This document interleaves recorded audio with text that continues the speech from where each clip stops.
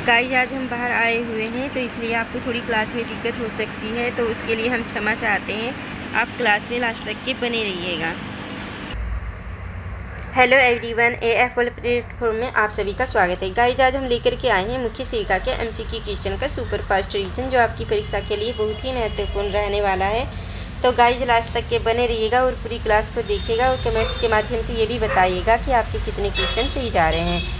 So guys बिना time waste किए हम अपनी क्लास को स्टार्ट करते हैं। हमारा फर्स्ट क्वेश्चन है, गर्भावस्था के दौरान ग्रामीण क्षेत्रों में स्त्रियां पीका विकार में क्या खाना पसंद करती है। आपको बताना है गर्भावस्था के दौरान जो ग्रामीण महिलाएं हैं वे पीका विकार में क्या खाना पसंद करती है। Option A chocolate, option B है चौक या मिट्टी, ऑप्शन सी है फल, ऑप्शन डी है मिठाई। बताइएगा कौन सा ऑप्शन राइट है। गर्भावस्था के दौरान ग्रामीण क्षेत्रों में स्त्रियां पीका विकार में क्या खाना पसंद करेंगी। चॉकलेट खाना पसंद करेंगी, चौक या मिट्टी, फल या मिठाई। बताइएगा गाँव में क्या खाना पसंद करेंगी महिलाएं जो गर्भवती होंगी। तो इनमें से हमारा ऑप्शन बी राइट होगा। कौन सा होगा, बी राइट होगा। चॉकलेट या मिट्टी को खाना पसंद करती हैं अधिकतर महिलाएं, आपने देखी भी होगी खाते हुए। हमारा नेक्स्ट क्वेश्चन है, गर्भावस्था के दौरान होने वाले शारीरिक परिवर्तन के अंतर्गत बड़ी आंत में जल का अवशोषण कितने % बढ़ जाता है। आपको बताना है गर्भावस्था के दौरान जब महिला होती है उनके शारीरिक परिवर्तन के अंतर्गत बड़ी आंत में जल का अवशोषण कितने % बढ़ जाता है। ऑप्शन ए है 40%, ऑप्शन बी है 45%, ऑप्शन सी है 50%, ऑप्शन डी है 60%। बताइएगा कौन सा ऑप्शन राइट होगा इनमें से। तो इनमें से हमारा ऑप्शन डी राइट होगा। कौन सा होगा, डी राइट होगा। 60% होगा पानी का %।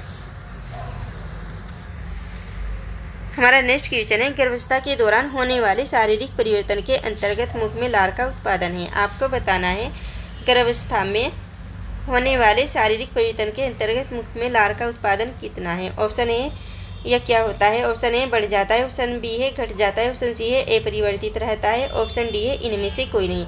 बताइएगा गर्भावस्था के दौरान महिलाओं में शारीरिक परिवर्तन के अंतर्गत मुख में लार का उत्पादन क्या होता है।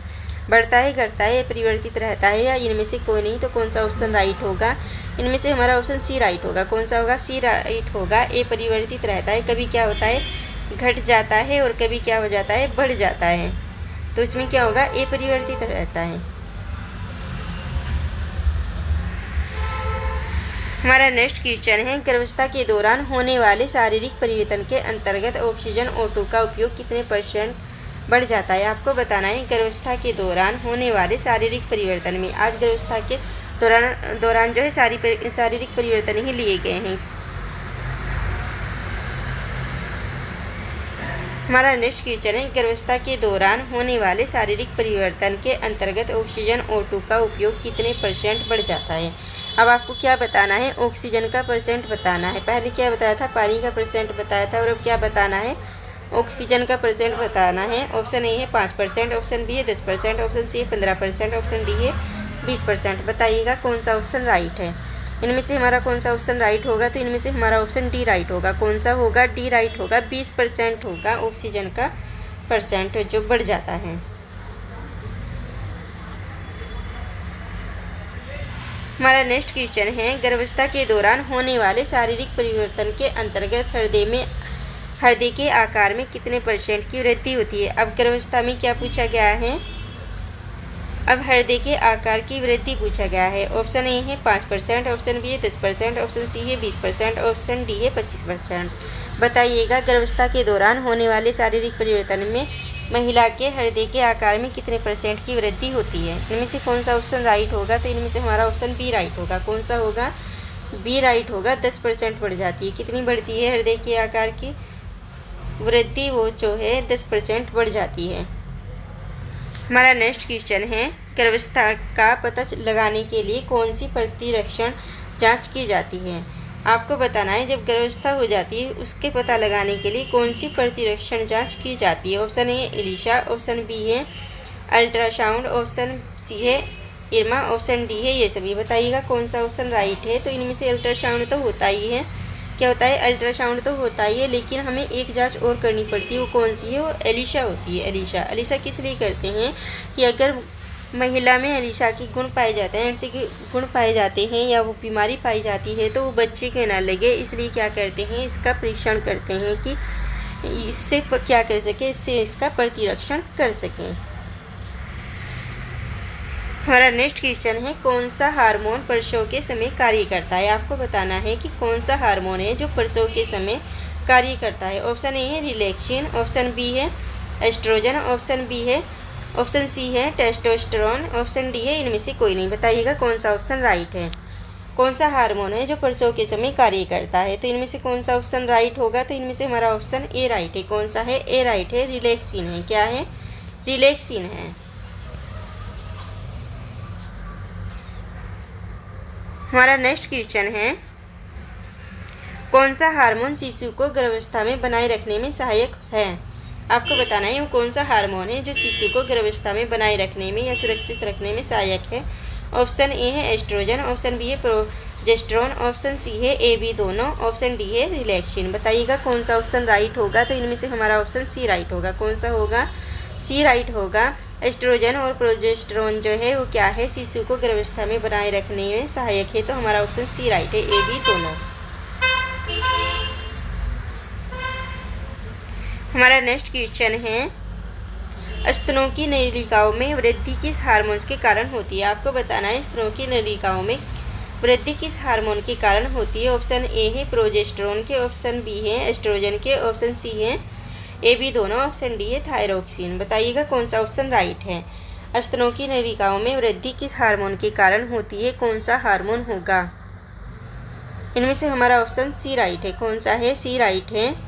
ये दोनों होंगे, कौन से होंगे, प्रोजेस्टेरोन भी होंगे और एस्ट्रोजन भी होंगे, तो ऑप्शन कौन सा राइट हो जाएगा, सी राइट हो जाएगा।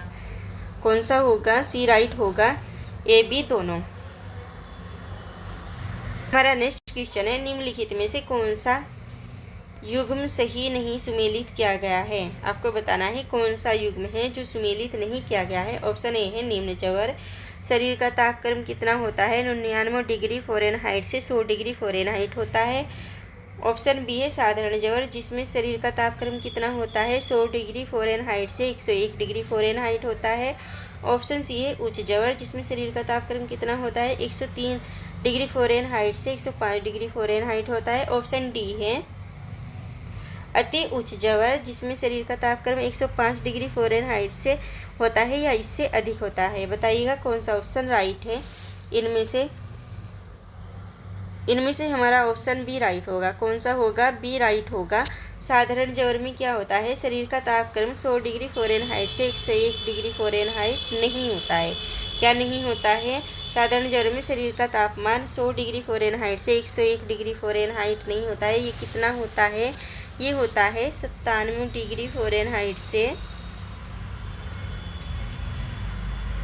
99 डिग्री फ़ारेनहाइट तक होता है। कितना, 99 डिग्री फ़ारेनहाइट तक होता है, या इसे बोल सकते हैं 98.6 डिग्री फ़ारेनहाइट।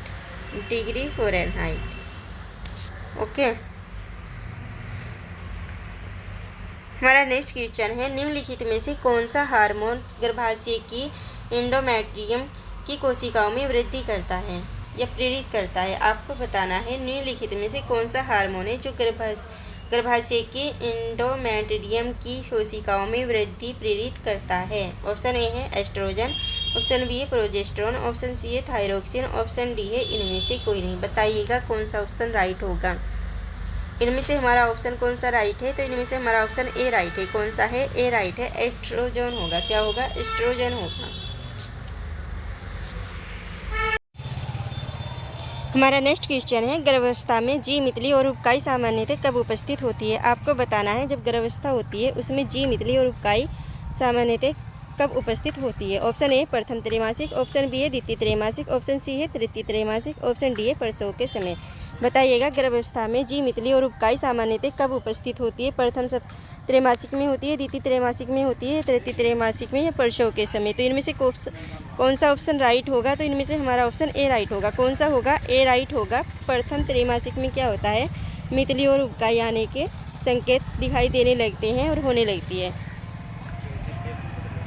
हमारा नेक्स्ट क्वेश्चन है, निम्न में से कौन सा गर्भावस्था के दौरान प्रथम त्रैमासिक में होने वाला लघु विकार है। आपको बताना है इनमें से कौन सा है जो गर्भावस्था के दौरान प्रथम त्रैमासिक में होने वाला लघु विकार होता है। ऑप्शन ए है पाचन क्रिया का धीमा होना, ऑप्शन बी है भूख कम लगना, ऑप्शन सी है जी मितलाई और उबकायाना, ऑप्शन डी है उपयुक्त सभी। बताइएगा कौन सा ऑप्शन राइट है। निम्न में से कौन सा गर्भावस्था के दौरान प्रथम त्रैमासिक में होने वाला लघु विकार है।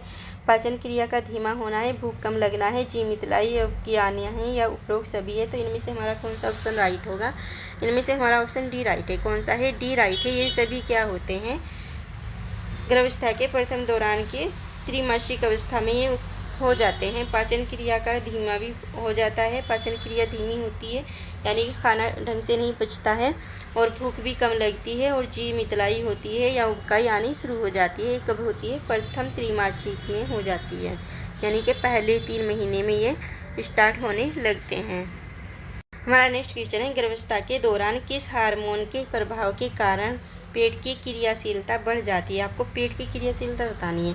ऑप्शन ए है टेस्टोस्टेरोन के द्वारा, ऑप्शन बी है एस्ट्रोजन के द्वारा, ऑप्शन सी है मेलाटोनिन के द्वारा, ऑप्शन डी है प्रोजेस्टेरोन के द्वारा। बताइएगा कौन सा ऑप्शन राइट है। गर्भावस्था के दौरान किस हार्मोन के प्रभाव के कारण क्या होता है, पेट की क्रियाशीलता बढ़ जाती है। तो इनमें से कौन सा ऑप्शन राइट होगा, बताइएगा। इनमें से हमारा ऑप्शन डी राइट होगा। कौन सा होगा, डी राइट होगा। प्रोजेस्टेरोन है, उसके द्वारा क्या होता है, पेट की क्रियाशीलता बढ़ जाती है। हमारा नेक्स्ट क्वेश्चन है, जवर की किस अवस्था में शरीर तापक्रम 103 डिग्री फ़ारेनहाइट या 105 डिग्री फ़ारेनहाइट होता है। आपको बताना है जवर की कौन सी अवस्था होती है जिसमें शरीर का तापक्रम 103 डिग्री फ़ारेनहाइट हो जाता है या 105 डिग्री फ़ारेनहाइट हो जाता है। ऑप्शन ए है निम्न जवर, ऑप्शन बी है साधारण जवर, ऑप्शन सी है उच्च जवर, ऑप्शन डी है अति उच्च जवर। बताइएगा कौन सा ऑप्शन राइट है जिसमें क्या होता है, शरीर का तापक्रम जो है 103 डिग्री फ़ारेनहाइट हो जाता है या 105 डिग्री फ़ारेनहाइट हो जाता है। तो इनमें से कौन सा ऑप्शन राइट होगा। इनमें से हमारा ऑप्शन सी राइट होगा। कौन सा होगा, सी राइट होगा। उच्च जवर में होता है ऐसा। किसमें होता है, उच्च जवर में होता है कि हमारे शरीर का तापक्रम कितना हो जाता है, 103 डिग्री फ़ारेनहाइट से 105 डिग्री फ़ारेनहाइट तक पहुंच जाता है। तो गाइज आज की क्लास हमारी आपको कैसी लगी कमेंट्स के माध्यम से बताइएगा, और अगर आपको पसंद आती है तो लाइक और सब्सक्राइब भी कर दीजिएगा। थैंक यू, जय हिंद।